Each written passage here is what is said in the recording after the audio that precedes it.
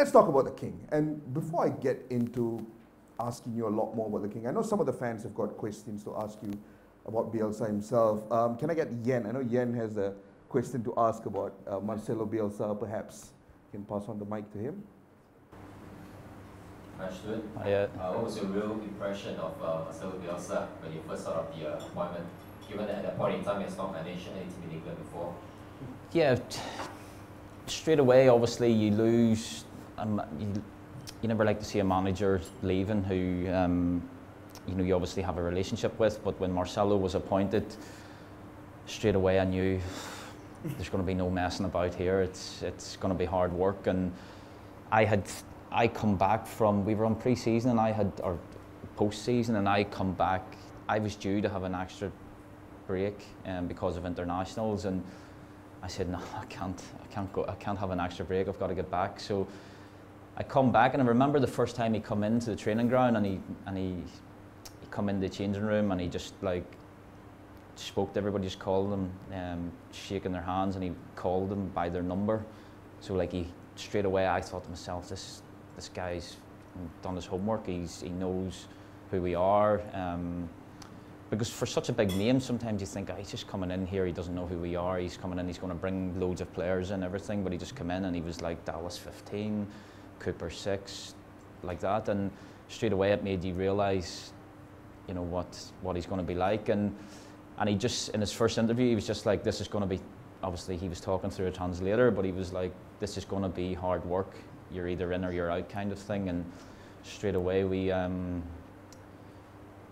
listened. But the good thing was in our group there was no big egos or anything. We were just a normal set of lads who were a mid-table to bottom half championship team who couldn't really get any worse, could it? So we thought if we buy into this could be something special, and yeah, he turned us into. But it was tough. It was tough, and I'll tell you, it's because my wife was heavily pregnant at the time in pre-season. When he come in, we'll get into this a wee bit, but pre-season starts, and then the first couple of days is always about testing, and it's nothing really too hard on you. And then there was a hotel close by the training ground, just like 5-minute drive from the training ground, and he wanted it because in pre-season you do long days, so it's like training in the morning, in the afternoon, and the evening. And he wanted us to rest in between the sessions, and I lived 20 minutes from the training ground, so when he wanted us to go to the hotel after the first few days or the first week, our schedule was you train in the morning, you go to the hotel, you train in the morning, you have your food, you go to the hotel, and you come back for the second session. And I wanted to go home because I didn't have any family. It was just my wife with a young kid. She was heavily pregnant, so I wanted to go home and help her during the day, you know, just around the house with the younger kid and stuff. And he said to me, or I asked through one of the coaches, I said, can I go home during the session to be with my wife to help? And he was just like, no. And I was like, but I live 15, 20 minutes from here, I'll be back. You know, I'm not going home to mess around or anything. I'm going home just to be there in case anything happens. And he was like, through his coach, he said, you have family? And I said, yeah, they're in Northern Ireland. And he said, find another solution. Somebody needs to be there with your wife, but you can't. So I was like, straight away, as a player, I was like, Jesus, this is going to be tough. And his reasoning for it was he wanted me to be in as perfect condition for the second session as I could be. So by me travelling home, you know, maybe walking around the house, being with the kid and coming back, I maybe would have been a little bit tired. He just wanted me to go and rest and recover and come back and be in as good a shape possible. So straight away I knew that this guy's serious, but I also, in the back of my head, was thinking, can I do this? Can I continue to do it? Like, because at that time my Leeds career was sort of, I was going nowhere really. There was managers who I didn't play under, and I had been there for 3-4 years, and I was a bit like, maybe I'm ready for another challenge. But I'm glad now I didn't lose my head or anything, and I'm glad I stayed, obviously. I mean, stories like that make me very curious, even more curious, I could say, because when someone like Marcelo Bielsa comes in with this unorthodox, very demanding training session brand of football, you know, it can sometimes be very difficult to get the buy-in from players, even more so when there's a language barrier, even more so when there's a cultural difference as well between him and of course the team and the country. But it became very clear that at Leeds, it didn't take very long for the players to buy into what he wants. What do you think contributed to that? Was it the charisma? Was it his reputation? Was it the things he said? Because I remember reading about some famous parking lot conversation that he had with the players as well. What was it that compelled players to buy into him as fast as possible? It was a mix of everything. Obviously his reputation, but again, I said before, there was no big egos in our team. We were just a normal group of lads who wanted to win and do well for the club. And you know, pre-season's short. Pre-season's always going to be hard no matter where you are. So you know, we were sort of saying to each other, lads, just get through this 8 weeks or 10 weeks, whatever it was, and we'll see where we are. And you know, the first game of the season then, we blow Stoke away, and a team who were probably favourites to go up. So straight away you're going, this works. Because Leeds were outstanding that day. I don't know if you probably all remember, they absolutely blew Stoke away. So straight away, it's like anything, when you start to get success, you start to believe in it a little bit more. If the season had started and we were getting beat week after week and not picking up points, well then you'd have been going, is this working? What's this all about? But it's just like anything, the more you do and the better you get at it, you start to believe in it even more, and it just kept spiralling and going and going and going, and as players we just bought into it so well. But training was different. Like nobody had ever trained the way Marcelo had us training. Like in 4 years, 3.5 years he was there, we never played one five-a-side game. Now anybody who knows anything about football or about how professional teams train, or even amateur teams, you know, the day before a game they'll always play five-a-side games, like to get sharp, everything. On a Friday sometimes we didn't touch the ball, we were just running to mannequins to do team shape, and it was just different. It was different and unique, I would say, special. I mean, you probably get asked this a million times at this point in your career, but tell us about Murderball. Tell us about the all-famous Bielsa style of football, the demands in the training session, the very specific brand of training that he has designed to make Leeds United the fittest team in the world. Yeah, listen, Marcelo has a reputation, and tell everybody it was like we were so fit, all we did was run. That couldn't be further from, it wasn't like that. It wasn't like we were just in every day running. And I even like on, you know, top pundits or ex-players always asking me, is that really how it was, like this Murderball? And it wasn't as mad as what it sounded. It was blown out of proportion a little bit, but Murderball was the hardest day of the week simply because you were playing football, because every other day we were just running the mannequins or playing 1-2s or doing. So in the beginning it was tough, but as time went on, because we didn't play five-a-side games, we look forward to that Wednesday session. Now in the UK, normally, I would say 80% of the teams have a Wednesday off. That's just like how it is. But I was speaking to Sandro actually last night, and he was saying in Europe it's quite like how Marcelo had it. You train on a Wednesday. So, but in a typical English club would have a Wednesday off, and a Wednesday was always our hardest day. And he just thought that if we train all week on a Wednesday, and we're obviously training more than the other teams, we're going to be fitter. But yeah, Murderball was. It was crazy. Yeah, it didn't last for long. It depending on the game week situation. If it was Saturday for your games, then obviously on a Wednesday you did a little bit more. But if it was Tuesday, Saturday, we would tend to have it maybe on the Thursday, but obviously shorter times. And it was basically just at the start it was an 11v11, and it was just obviously man for man. But you could tackle other. When I say man for man, people think that if my man run past Liam Cooper, he wasn't allowed to tackle him. That's not how it was. Like, it was just a normal match, but it was just a train man to man. And if the ball went out of play, he didn't want you just running and jogging and slowing things down. There was another ball just come straight on. If somebody got injured, you just play it on. And it was like there was bodies at times. Like sometimes a couple of players lying injured, and you were just playing on through them. But it was just to take you till an uncomfortable position, take the body till a place where it was hard to breathe. And he knew this. Like he's not daft, is he? He's not stupid. He knew that he was taking your body till an uncomfortable position, so that when a Saturday or a game day come, that you could do that last run. You could do that last run to win the game, like Man City, or you could do the last recovery run to save a goal scoring chance, and you know, I think that showed in how we played. But for the little possession games and stuff that we did do, we were a really good team with the ball. So it just shows you don't have to do possession to be good, because that first year, especially in the Premier League, we were brilliant.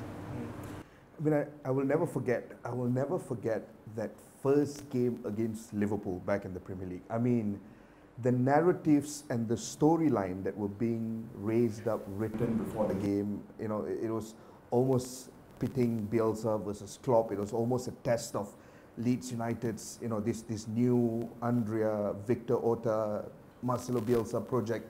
Can it withstand the test of, you know, the mighty English Premier League up against the mighty Liverpool, who were probably at the peak of their powers at that point? But you guys take on Liverpool in that opening game, and I mean, gave them an absolute run for them. I mean, that was an incredible performance. I mean, did it feel like within the dressing room at that point that, hey, we're ready for the Premier League?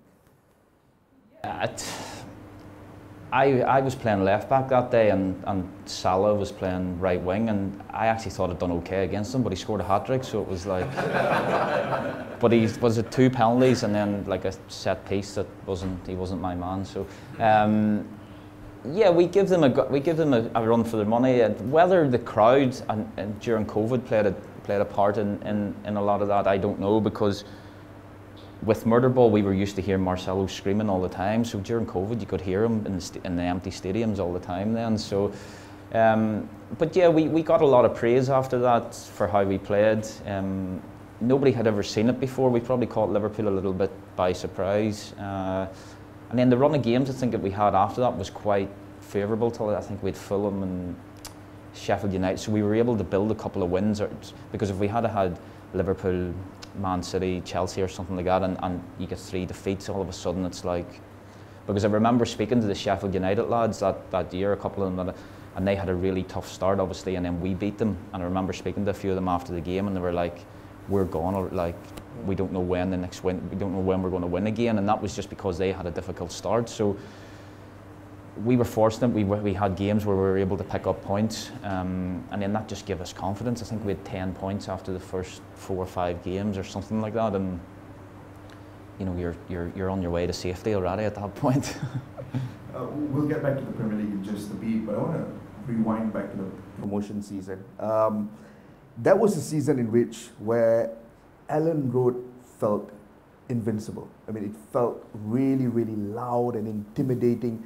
There's this story that goes around about how Marcelo Bielsa picks his club. He doesn't just look at the football club and the structure and the players available, but he also, you know, puts in a lot of effort into understanding the city, the culture, the people, and the relationship they have with football. And it's probably why across his career you could say that he has gone on to manage clubs like Bilbao, for example. We know the culture, the football culture in the Basque region.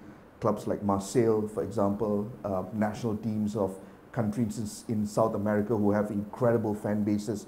I mean, him picking Leeds United almost felt like this was a manager that Leeds United deserved after the years of struggle that it went through as a club.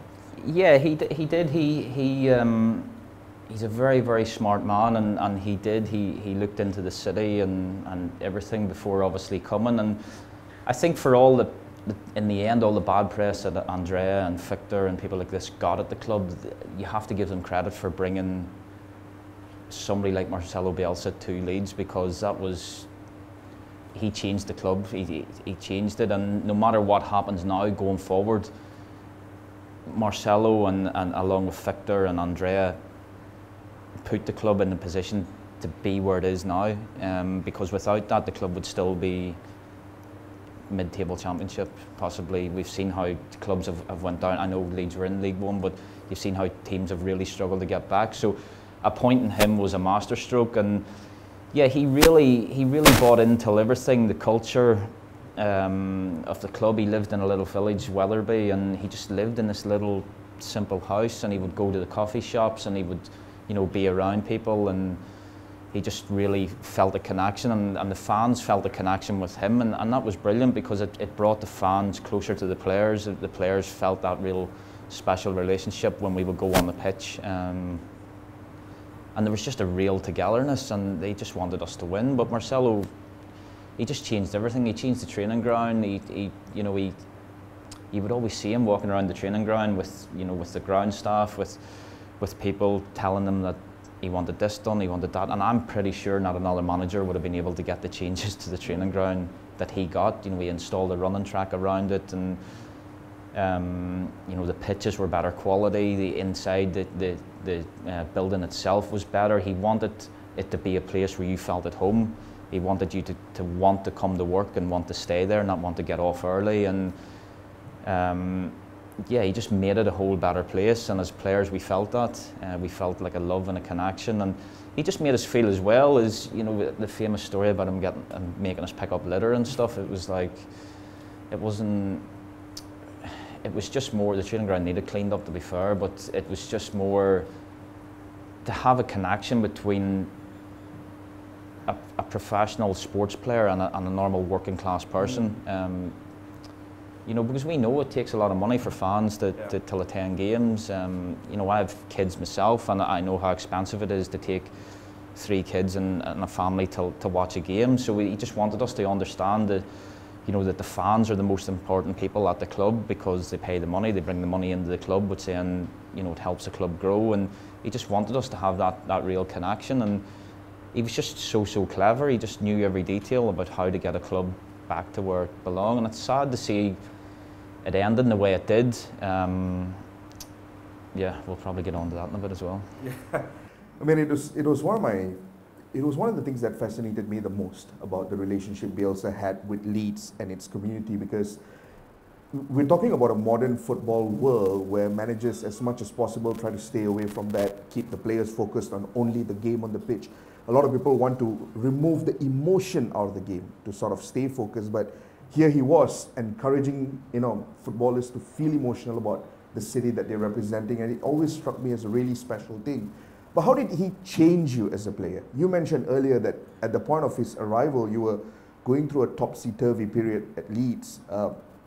And Bielsa has this wonderful ability to just lift players and turn them into a completely different specimen. How did that work out? Yeah, but my game was always based on running power and being fit, and because I wasn't one who had a lot of skill, and I was all right technically, I was okay, but there was better players than me. But my game was always, you know, I was robust, I was able to get up and down the field, and he seen something in me that not many others did. Probably Michael O'Neill at Northern Ireland, you know, he played me all the time, so I always knew I could play at a good level because I was playing in the European Championships with Northern Ireland. I was playing against Germany, against Holland, against these best players in the world, so I knew that if I was given a proper chance that I could perform. But there's the first pre-season game, I think, is Forest Green away. We're wearing this blue training kit in it, and I look at it now and I can't believe the difference. Like I'm about 5 kilo overweight for what I should have for a Marcelo player. So straight away he made us all lose weight, and not lose weight in a bad way. It was just to get our you know, our body fats, just to make sure basically that we were in the best possible shape. Now anybody in here, if you know, if you're 5 kilo overweight, go and lift a 5 kilo dumbbell and try and run with it till you see how slower you actually are. So that takes time. You can't just lose it like that. So that took time till adjust to it, and he just changed us. He just, obviously you start to live your life better outside of training, because it's difficult. I know I keep going back to my kids, but it's difficult till, you know, to be eating properly when I've got 3 kids now, but back then 1 or 2, well, 1 newborn. But it's difficult when you have a busy lifestyle to always try and be doing the right thing, trying to eat the right foods to keep you in shape. It's always difficult. So we had to make adjustments, we had to make sacrifices, and yeah, we had to just get in better shape physically, because we didn't have the best players in the championship at that time. So we had to be better at something than any other team, and we, in the end, we outrun teams, and then we had the quality as well, because he changed us and made us better. He just made us see the game differently.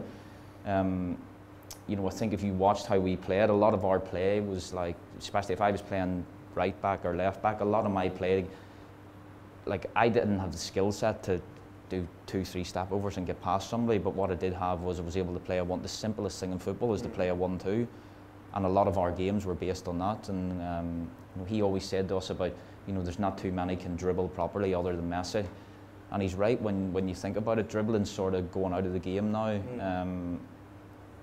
and the simplest way to get up the field is to pass the ball rather than dribble.